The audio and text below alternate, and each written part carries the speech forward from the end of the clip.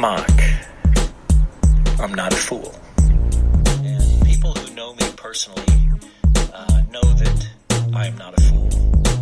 But I won't get into the details of those. I just want people to realize that I'm not a fool. Don't mock. I'm not a fool. Don't mock. I'm not a fool.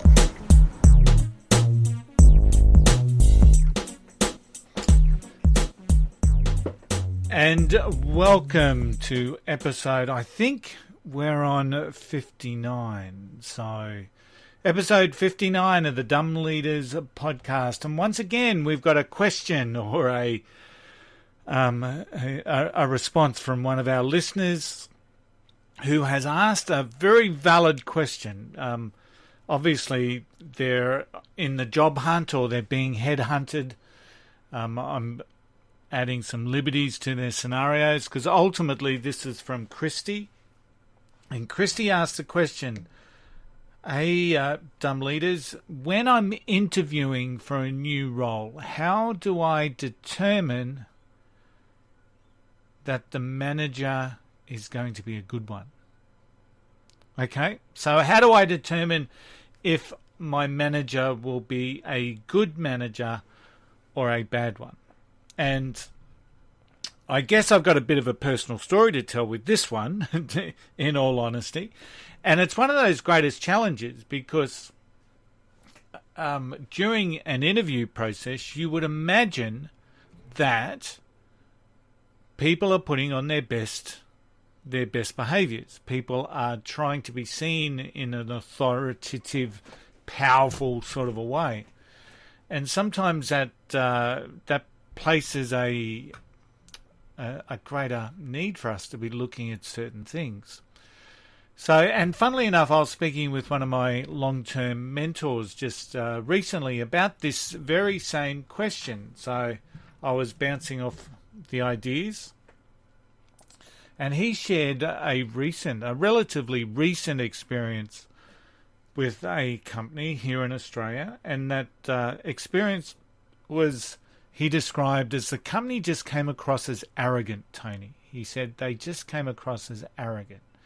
I said, what do you mean? He said, well, so my mate's always early. He's under the guise that if you're 10 minutes early, you're late. That sort of a scenario. So he's always early. So he's sitting there, gets there in plenty of time, and he's sitting there in the reception. The receptionist was lovely, I guess.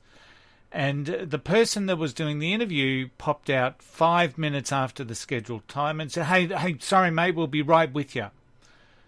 And then proceeded to keep him waiting like 20 minutes.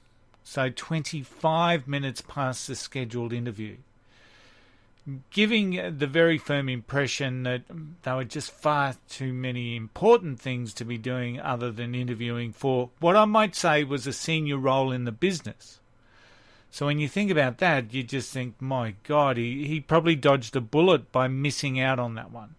And then there were hiccups all over the interview process. He wasn't notified when they said that they would be. And then he was going off on a 5-6 week lap of Australia, what we call the lap of Australia. And he rang them the Friday before and he said, look, I'm just letting you know, you did say that you'd ring me, this week. It's now 4 o'clock on Friday, and I'm just about to go, as I explained during the interview, I'm just about to go on a 6-week lap of Australia.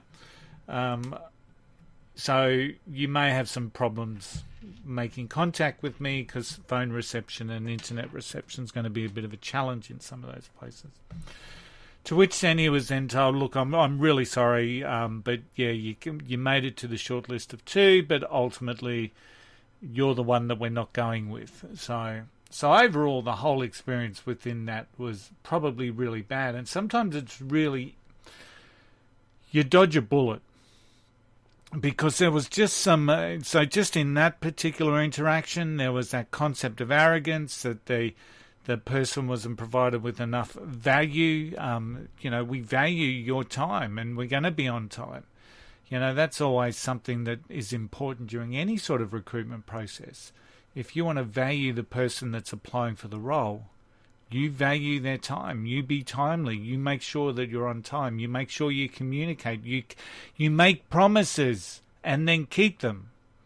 So in that case, my mate dodged a bullet. But sometimes you don't dodge a bullet. So from my history, the worst manager that I ever worked under, and I saw the warning signs, I guess, during the interview process, but I was keen to move on. I was keen to have a crack. I was keen to move up.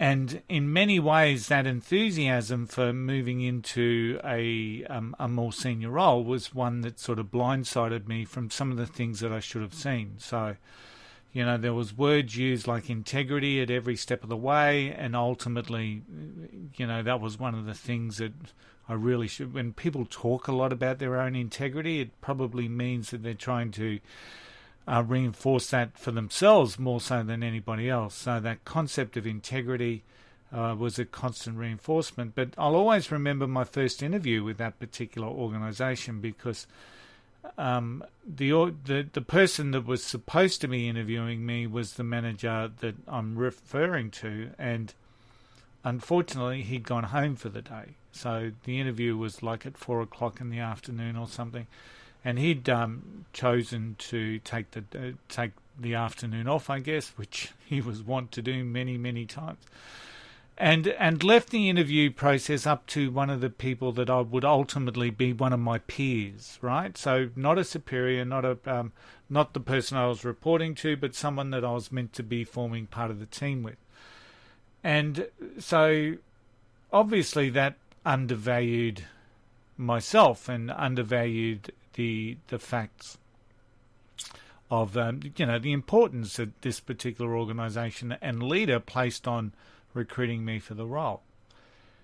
So that showed a marked level of disrespect, and that disrespect just continued all the way through.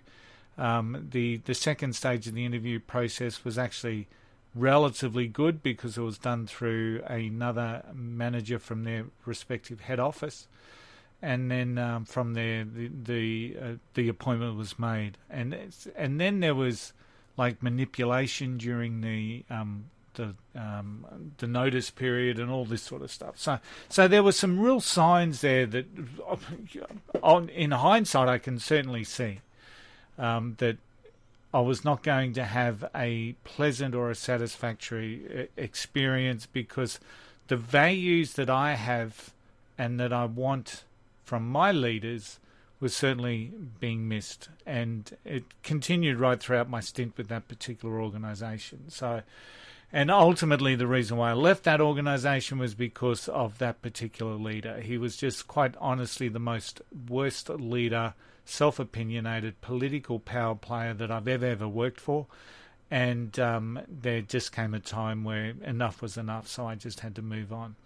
So I guess what you're looking for during that interview process is to try and pick up on those things that disconnect. So have a really firm understanding of who it is that you are, what it is that you value, and then thinking about that whenever there's a disconnect. So, and we know when there's a disconnect because we get that cringe factor, that, so when you're feeling that, that's probably giving you a level of indicator that this person's not potentially the person that you're going to thrive under. If they're late, if they show disrespect during the interview process, they're the easy ones to pick. But it's, often you've got to pick up on the words used. You've got to minimise that enthusiasm, that energy that you want to, especially if it's a promotion or it's a step up in the world. You've got to sort of put that to the side. You've got to divorce yourself from that, and you've got to analyse based on what it is that you're seeing. But now bear in mind, okay, most people are going to put themselves in a good light, but it's also for many managers that opportunity to see what they can manipulate within that interview process to make sure that they know that who's boss. And it's about listening for those words. As I said, the gentleman that interviewed me. I don't mention his name. I don't want to give him any brickbacks, apart from the fact that he was the worst. But ultimately, he just didn't deserve to be a leader and didn't deserve to lead people with, especially values and integrity. He just had no right calling himself a manager of the team that he had. So, and when you talk about constantly that concept of integrity, my word, there's a red flag just sitting there, constantly waving. So it's about understanding that, the red flag could be honesty, the red flag could be feedback, or it could be, if someone's consistently reaffirming that this is the way that they are, the reality is that they're probably doing that more for themselves to get you on board, as opposed to that's their actual behaviour. People with integrity don't necessarily need to be going around telling everybody that they've got integrity. So just keep that in mind. So, some of the other stories that I've read, attitude is the really big thing from what you see from people who are going to be a bad boss. They've really got a bad attitude. They'll mock people. They'll talk about other people within the interview process. They'll openly mock maybe their seniors or the team that they've got now. It's that awkwardness, that genuine. You can tell when someone's genuinely listening or actively listening. If they're not listening at the interview stage, you can almost bet your bottom dollar they're not going to listen to you during the work stage. So you need to be paying attention to things like the words, the body language. Do they get on their phone? Do they answer an email? I've had managers answer phone calls during interviews, right? So, and that's just criminal. And if ever that happens to you, just stand up and walk away, and leave. Because that's an indicator of how important that you are in that particular eyes. So, but I guess one of the major ways that you can find out what sort of manager that your boss is to ask the people that are already there. So it's always interesting perspective, and especially if you've been referred to the role or the job, ask the person that referred you. Okay, what's it like working there? And I want you to be honest. What's this guy like? What's this lady like? Are they a good company? Find out. Do some research. See who they're connected with on LinkedIn. That sort of stuff. And act on it. If you see some flags, act on it. Don't go through the process. So that's my response. Thanks, Cristy, for asking the question. So hopefully that will help you distinguish what a good manager looks like and what a bad manager looks like during that interview process. I hope you've enjoyed this episode of the Dumb Leaders podcast. Until next time, we shall see you then. Bye for now. Don't mock. I'm not a fool. And people who know me personally know that I am not a fool. But I won't get into the details of those. I just want people to realize that I'm not a fool. Don't mock. Don't mock. I'm not a fool. I'm not a fool. Don't mock. I'm not a fool.